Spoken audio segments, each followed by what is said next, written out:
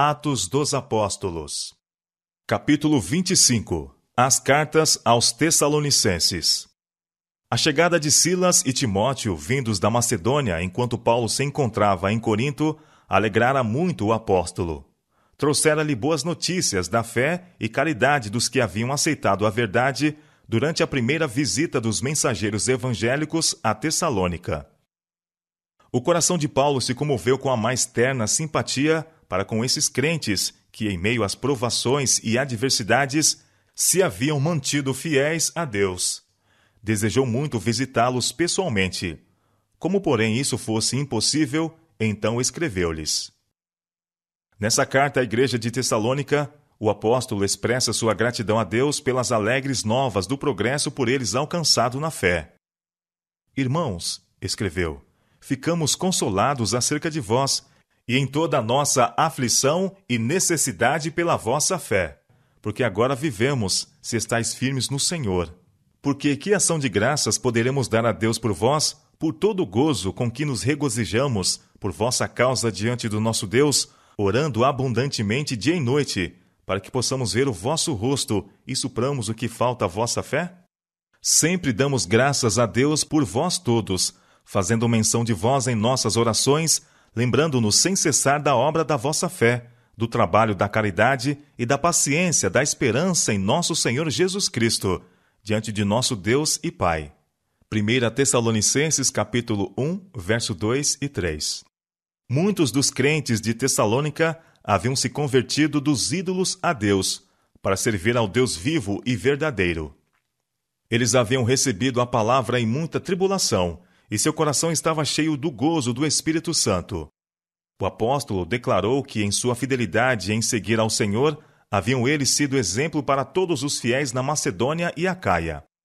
Essas palavras de louvor não eram imerecidas, porque por vós, escreveu ele, soou a palavra do Senhor, não somente na Macedônia e Acaia, mas também em todos os lugares a vossa fé para com Deus se espalhou. 1 Tessalonicenses capítulo 1, versos 6 a 8. Os crentes de Tessalônica eram verdadeiros missionários. Seu coração estava inflamado de zelo pelo seu Salvador, que os livrara do temor da ira futura. Mediante a graça de Cristo, uma transformação maravilhosa ocorrera na vida deles, e a palavra do Senhor, por eles pregada, era acompanhada de poder. Por intermédio das verdades apresentadas, seus corações foram ganhos e salvos acrescentados ao número dos crentes. Nessa primeira epístola, Paulo se referiu à sua maneira de trabalhar entre os tessalonicenses. Declarou que não tinha procurado ganhar conversos mediante engano ou fraude. Mas, como fomos aprovados de Deus, para que o evangelho nos fosse confiado, assim falamos, não como para agradar aos homens, mas a Deus, que prova os nossos corações. Porque, como bem sabeis, nunca usamos de palavras lisonjeiras, nem houve um pretexto de avareza. Deus é testemunha, e não buscamos glória dos homens, nem de vós, nem de outros, ainda que podíamos, como apóstolos de Cristo, ser-vos pesados. Antes fomos brandos entre vós, como a ama que cria seus filhos. Assim nós, sendo-vos tão afeiçoados, de boa vontade quiséramos comunicar-vos não somente o Evangelho de Deus, mas ainda as nossas próprias almas, porquanto nos éreis muito queridos. 1 Tessalonicenses capítulo 2, versos 4 a 8. Vós e Deus sois testemunhas, continuou o apóstolo, de quão santa e justa e irrepreensivelmente nos houvemos para convosco os que crestes. Assim como bem sabeis de que modo vos exortávamos e consolávamos, a cada um de vós, como o pai a seus filhos, para que vos conduzisseis dignamente para com Deus, que vos chama para o seu reino e glória. Pelo que também damos sem cessar graças a Deus, pois havendo recebido de nós a palavra da pregação de Deus, a recebestes, não como palavra de homens, mas, segundo é na verdade, como palavra de Deus, a qual também atua em vós os que crestes. 1 Tessalonicenses capítulo 2, verso 10. Qual é a nossa esperança, ou gozo, ou coroa de glória? Porventura não sois vós também, diante de nosso Senhor Jesus Cristo em sua vinda? Na verdade, vós sois a nossa glória e gozo. 1 Tessalonicenses capítulo 2, versos 19 e 20. Em sua primeira epístola aos crentes de Tessalônica, Paulo procurou instruí-los sobre o verdadeiro estado dos mortos. Falou dos que morrem como estando dormindo, em estado de inconsciência. Não quero, porém, irmãos, que sejais ignorantes acerca dos que já dormem, para que não vos entristeçais, como os demais que não têm esperança. Porque se cremos que Jesus morreu e ressuscitou, assim também aos que em Jesus dormem, Deus os tornará a trazer com ele. Porque o mesmo Senhor descerá do céu, com alarido, e com voz de arcanjo, e com a trombeta de Deus. E os que morreram em Cristo ressuscitarão primeiro. Depois nós, os que ficarmos vivos, seremos arrebatados juntamente com eles nas nuvens, a encontrar o Senhor nos ares. E assim estaremos sempre com o Senhor. 1 Tessalonicenses capítulo 4, versos 13 a 17. Os tessalonicenses tinham se apegado com avidez à ideia de que Cristo havia de vir para transformar os fiéis que estivessem vivos, levando-os com ele. Haviam cuidadosamente guardado a vida de seus amigos, para que não morressem e perdessem assim a bênção que eles aguardavam, do encontro com o Salvador prestes a voltar. Porém, um após outro, foram seus amados separados deles. Com angústia, os tessalonicenses tinham contemplado pela última vez o rosto de seus mortos, quase não ousando esperar encontrá-los na vida futura. Ao ser a epístola de Paulo aberta e lida, grande alegria e consolação tomaram conta da igreja pelas palavras que revelavam o verdadeiro estado dos mortos. Paulo mostrava que os que estivessem vivos, quando Cristo voltasse, não iriam ao encontro do seu Senhor, precedendo aos que tinham morrido em Jesus. A voz do arcanjo e a trombeta de Deus alcançariam os que estivessem dormindo, e os mortos em Cristo ressuscitariam primeiro, antes que o toque de imortalidade fosse dado aos vivos. Depois nós, os que ficarmos vivos, seremos arrebatados juntamente com eles, nas nuvens, a encontrar o Senhor nos ares, e assim estaremos sempre com o Senhor. Portanto, consolai-vos uns aos outros.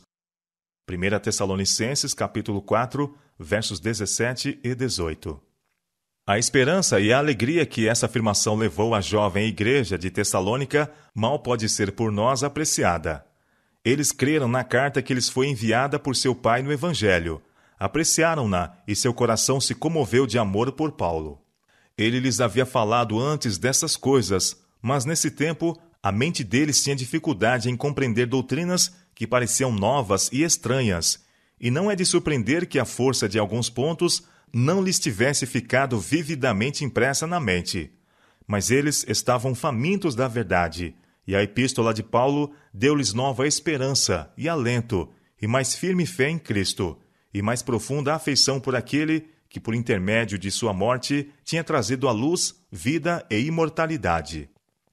Agora, eles se regozijavam em saber que seus amigos crentes haveriam de ressuscitar da sepultura, a fim de viver para sempre no reino de Deus. As trevas que tinham envolvido o lugar de repouso dos mortos fora dispersada. Um novo esplendor coroava a fé cristã, e eles viram uma nova glória na vida, morte e ressurreição de Cristo. Aos que em Jesus dormem, Deus os tornará a trazer com ele, escreveu Paulo. Muitos dão essa passagem a interpretação de que os que dormem serão trazidos com Cristo do céu. Mas Paulo queria dizer que, como Cristo ressuscitou dos mortos, assim Deus chamará de suas sepulturas os santos que dormem e os levará consigo para o céu. Preciosa consolação, gloriosa esperança. Não apenas para a igreja de Tessalônica, mas para todos os cristãos, onde quer que estejam. Enquanto trabalhava em Tessalônica, Paulo tratou tão amplamente do assunto dos sinais dos tempos, mostrando os acontecimentos que ocorreriam antes da revelação do Filho do Homem nas nuvens do céu, que ele não julgava necessário escrever circunstancialmente sobre esse assunto. Entretanto, especificamente se referiu ao que havia ensinado anteriormente. Acerca dos tempos e das estações, não necessitais de que vos escreva, disse ele.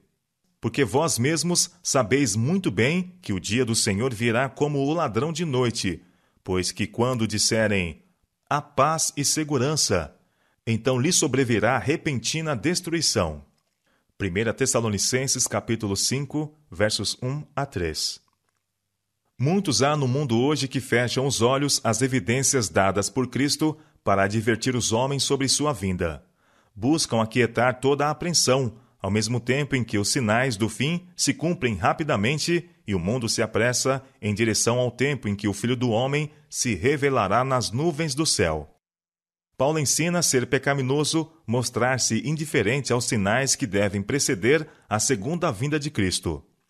Aos culpados dessa negligência, chama ele filhos da noite e das trevas. Ao vigilante e atento, anima ele com estas palavras: Mas vós, irmãos, já não estáis em trevas, para que aquele dia vos surpreenda como um ladrão, porque todos vós sois filhos da luz e filhos do dia. Nós não somos da noite nem das trevas. Não durmamos, pois, como os demais, mas vigiemos e sejamos sóbrios. 1 Tessalonicenses capítulo 5, versos 4 a 6. Especialmente importantes para a igreja em nosso tempo são os ensinamentos do apóstolo sobre esse ponto. Para os que vivem tão próximo da grande consumação, as palavras de Paulo devem ter eloquente força. Mas nós, que somos do dia, sejamos sóbrios, vestindo-nos da couraça da fé e da caridade, e tendo por capacete a esperança da salvação. Porque Deus não nos destinou para a ira, mas para a aquisição da salvação, por nosso Senhor Jesus Cristo, que morreu por nós, para que, quer vigiemos, quer durmamos, vivamos juntamente com Ele. 1 Tessalonicenses capítulo 5, versos 8 a 10. Cristão alerta é o cristão que trabalha, buscando zelosamente fazer tudo o que está em suas forças para o avanço do Evangelho. À proporção que aumenta o seu amor pelo Redentor, também aumenta por seus semelhantes. Como seu mestre, experimenta ele severas provas, mas não permite que a aflição lhe irrite o temperamento ou destrua a paz de espírito. Sabe que as provações, se bem aceitas, o refinarão e purificarão, pondo-o em íntima comunhão com Cristo.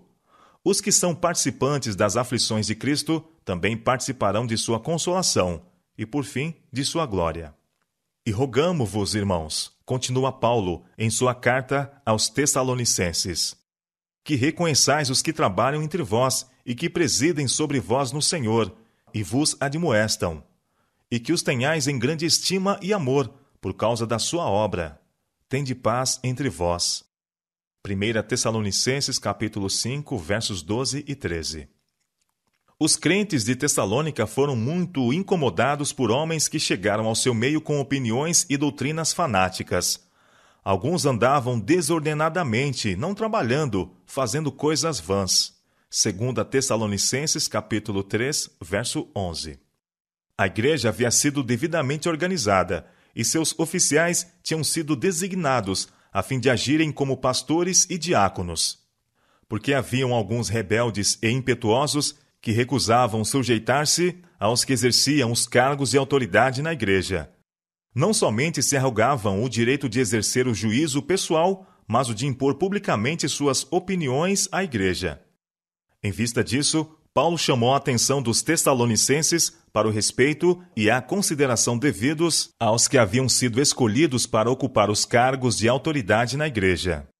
Em sua ansiedade para que os crentes de Tessalônica andassem no temor de Deus, o apóstolo suplicava-lhes que revelassem na vida diária a piedade prática.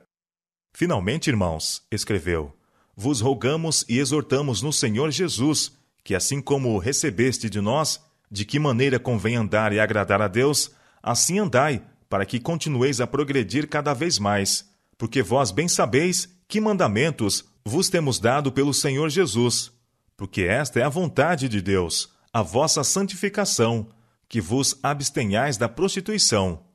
1 Tessalonicenses capítulo 4, verso 13. Porque não nos chamou Deus para a imundícia, mas para a santificação. 1 Tessalonicenses capítulo 4, verso 7. O apóstolo Paulo sentia-se responsável em grande medida pelo bem-estar espiritual dos que se convertiam por seu trabalho. Seu desejo era que crescessem no conhecimento do único verdadeiro Deus e de Jesus Cristo, a quem ele enviou. Não raro em seu ministério, reunia-se com pequenos grupos de homens e mulheres que amavam a Jesus inclinando-se com eles em oração, pedindo a Deus para lhes ensinar como se manter em íntima comunhão com Ele. Muitas vezes, tomava conselho com eles sobre os melhores métodos de dar a outros a luz da verdade do Evangelho. Muitas vezes, quando separados daqueles por quem assim havia trabalhado, suplicava a Deus para que os guardasse do mal e os ajudasse a se manterem como missionários ativos e fervorosos. Uma das mais fortes evidências da verdadeira conversão é o amor a Deus e ao homem. Os que aceitam a Jesus como seu Redentor têm amor sincero e profundo por outros de fé semelhantemente preciosa. Assim foi com os crentes de Tessalônica. Quanto, porém, à caridade fraternal, escreveu o apóstolo: Não necessitais de que vos escreva, visto que vós mesmos estáis instruídos por Deus que vos ameis uns aos outros, porque também já assim o fazeis para com todos os irmãos que estão por toda a Macedônia. Exortamo-vos, porém, a que ainda nisto abundeis cada vez mais, e procureis viver quietos, e tratar dos vossos próprios negócios, e trabalhar com vossas próprias mãos, como já vô-lo temos mandado, para que andeis honestamente para com os que estão de fora, e não necessiteis de coisa alguma. 1 Tessalonicenses, capítulo 4, versos 9 e 12. E o Senhor vos aumente e faça crescer em caridade, uns para com os outros, e para com todos, como também nós para convosco, para confortar o vosso coração, para que sejais irrepreensíveis em santidade de nosso Deus e Pai, na vinda de nosso Senhor Jesus Cristo, com todos os seus santos. 1 Tessalonicenses, capítulo 3, versos 12 e 13. Rogamo-vos também, irmãos, que admoesteis os desordeiros, consoleis os de pouco ânimo, sustenteis os fracos e sejais pacientes para com todos. Vede que ninguém dê a outrem mal por mal, mas segue sempre o bem, tanto uns para com os outros, como para com todos. Regozijai-vos sempre, orai sem cessar. Em tudo dai graças, porque essa é a vontade de Deus em Cristo Jesus para convosco. 1 Tessalonicenses, capítulo 5, versos 14 a 18. O apóstolo advertiu os tessalonicenses a não desprezar o dom de profecia, e nas palavras, não extingais o Espírito. Não desprezeis as profecias, examinai tudo, retende o bem. Ele ordenou uma cuidadosa discriminação entre o falso e o verdadeiro. Suplicou-lhes que se abstivessem de toda a aparência do mal. E concluiu sua carta com uma oração para que Deus os santificasse em tudo, para que em espírito e alma e corpo fossem plenamente conservados irrepreensíveis para a vinda de nosso Senhor Jesus Cristo. Fiel é o que vos chama, acrescentou, o qual também o fará. 1 Tessalonicenses, capítulo 5, versos 19 a 24. As instruções que Paulo enviou aos Tessalonicenses, em sua primeira epístola com respeito à segunda vinda de Cristo, estavam em perfeita harmonia com seu ensino anterior. No entanto, suas palavras foram mal compreendidas por alguns dos irmãos tessalonicenses. Compreenderam que Paulo havia expressado a esperança de que ele próprio estaria vivo para testemunhar o advento do Salvador. Essa crença serviu para aumentar-lhes o interesse e o entusiasmo. Os que antes haviam negligenciado suas responsabilidades e deveres, agora se tornaram mais persistentes em insistir em seus errôneos pontos de vista. Em sua segunda carta, Paulo procurou corrigir a má interpretação de seu ensino e expor perante eles sua verdadeira posição. De novo, expressou sua confiança na integridade deles e gratidão por sua firme fé e pelo abundante amor de uns para com os outros, bem como para com a causa do Mestre. Disse-lhes que os apresentava às outras igrejas como exemplo de paciente, perseverante fé que valorosamente suporta perseguição e tribulação, e dirigia-lhes o pensamento para o tempo da segunda vinda de Cristo, quando o povo de Deus descansaria de seus cuidados e perplexidades. Nós mesmos, escreveu ele, nos gloriamos de vós nas igrejas de Deus por causa da vossa paciência e fé, e em todas as vossas perseguições e aflições que suportais. E vós que sois atribulados, descanso conosco. Quando se manifestar o Senhor Jesus desde o céu com os anjos do seu poder, como labareda de fogo, tomando vingança dos que não conhecem a Deus e dos que não obedecem ao Evangelho de nosso Senhor Jesus Cristo, os quais, por castigo, padecerão eterna perdição, ante a face do Senhor e a glória de seu poder. Pelo que também rogamos sempre por vós, para que o nosso Deus vos faça dignos da sua vocação, e cumpra todo o desejo da sua bondade, e a obra da fé com poder, para que o nome de nosso Senhor Jesus Cristo seja em vós glorificado, e vós nele, segundo a graça de nosso Deus e do Senhor Jesus Cristo. 2 Tessalonicenses, capítulo 1, versos 4 a 8. Mas, antes da vinda de Cristo, deviam ocorrer importantes acontecimentos no mundo religioso, preditos em profecias. O apóstolo declarou: Não vos movais facilmente do vosso entendimento, nem vos perturbeis, quer por espírito, quer por palavra, quer por epístola, como de nós, como se o dia de Cristo estivesse já perto. Ninguém de maneira alguma vos engane, porque não será assim sem que antes venha a apostasia, e se manifeste o homem do pecado, o filho da perdição, o qual se opõe e se levanta contra tudo que se chama Deus, ou se adora, de sorte que se assentará como Deus no templo de Deus, querendo parecer Deus. 2 Tessalonicenses, capítulo 2, versos 2 a 4. As palavras de Paulo não deviam ser mal interpretadas. Não pretendiam ensinar que ele, por especial revelação, tivesse advertido os tessalonicenses da imediata vinda de Cristo. Tal posição causaria confusão de fé, pois o desapontamento geral leva à incredulidade. O apóstolo, pois, advertiu os irmãos a não receberem tal mensagem como vinda de sua parte, e prosseguiu dando ênfase ao fato de que o poder papal, tão claramente descrito pelo profeta Daniel, devia ainda levantar-se e fazer guerra contra o povo de Deus. Até que esse poder tivesse realizado sua obra mortal e blasfema, seria inútil à igreja esperar pela vinda do Senhor. Não vos lembrais, interrogava Paulo, de que estas coisas vos dizia quando ainda estava convosco? 2 Tessalonicenses, capítulo 2, verso 5. Terríveis eram as provas que deviam alcançar a igreja verdadeira. Na época em que o apóstolo estava escrevendo, já o mistério da injustiça começara a operar. O desenvolver dos acontecimentos a ocorrer no futuro devia ser segundo a eficácia de Satanás, com todo o poder e sinais e prodígios de mentira, e com todo o engano da injustiça para os que perecem. 2 Tessalonicenses, capítulo 2, versos 7, 9 e 10. Especialmente solene é a afirmação do apóstolo com respeito aos que se recusariam a receber o amor da verdade. E por isso, declarou ele a respeito de todos os que deliberadamente rejeitam a mensagem da verdade: Deus lhes enviará a operação do erro, para que creiam a mentira, para que sejam julgados todos os que não creram a verdade, antes tiveram prazer na iniquidade. 2 Tessalonicenses, capítulo 2, versos 10 a 12. As pessoas não podem rejeitar impunemente as advertências que Deus, em sua misericórdia, lhes envia. Deus retira seu espírito dos que persistem em desprezar essas advertências, deixando-os na dependência do engano que amam. Assim esboçou Paulo a desastrosa obra desse poder do mal que devia continuar através dos longos séculos de trevas e perseguição, antes da segunda vinda de Cristo. Os crentes de Tessalônica tinham esperado por libertação imediata. Agora eram admoestados a assumir corajosamente e no temor de Deus a obra que estava diante deles. O apóstolo mandou que não negligenciassem seus deveres nem se resignassem à expectativa inútil. Depois de sua ardente expectativa de imediato livramento, a rotina da vida diária e a oposição que teriam de enfrentar pareceriam duplamente desalentadoras. Portanto, ele os exortava a permanecer firmes na fé. Estai firmes e retende as tradições que vos foram ensinadas, seja por palavra, seja por epístola nossa.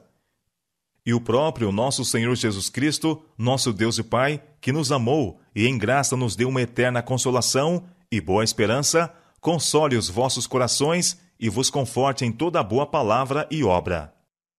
2 Tessalonicenses, capítulo 2, versos 15 a 17. Mas fiel é o Senhor, que vos confortará e guardará do maligno. E confiamos de vós no Senhor que não só fazeis, como fareis o que vos mandamos. Ora, o Senhor encaminha os vossos corações na caridade de Deus e na paciência de Cristo. 2 Tessalonicenses, capítulo 3, verso 5. A obra dos crentes fora-lhes dada por Deus.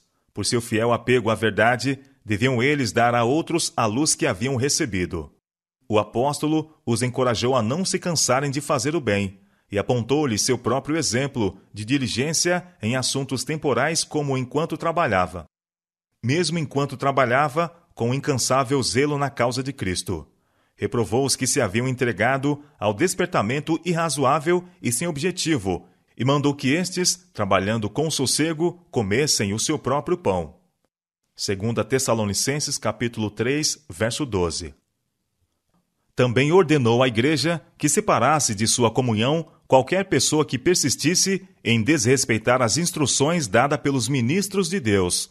Todavia, acrescentou, não o tenhais como inimigo, mas admoestai-o como irmão. 2 Tessalonicenses capítulo 3, verso 15. Também essa epístola, Paulo concluiu com uma oração, para que, em meio às provações e lutas da vida, a paz de Deus e a graça do Senhor Jesus Cristo pudessem servir-lhes de consolação e arrimo.